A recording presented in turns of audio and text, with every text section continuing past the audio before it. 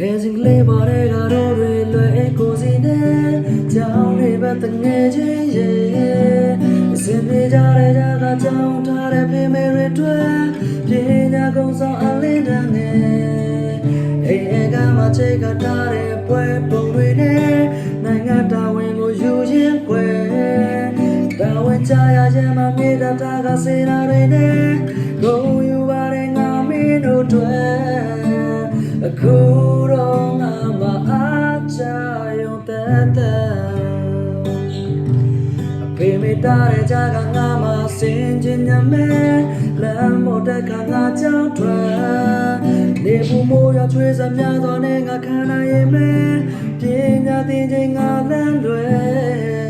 နေကုန်လုံးမှာ3500နဲ့ငါစင်ပြေအောင်နဲ့မုတ်တရားဝတ်ရောငါသက်ဆက်ကိုယ်တိုင်ပေါ်တဲ့လမ်းပေါ်ရှောက်ရအောင်မနိုင်တဲ့ခဲမကုန်ရင်ချိန်လေးတဲ့အသေးကပြန်စားခြင်းနဲ့နောက်ကြနောင်တာတွေနဲ့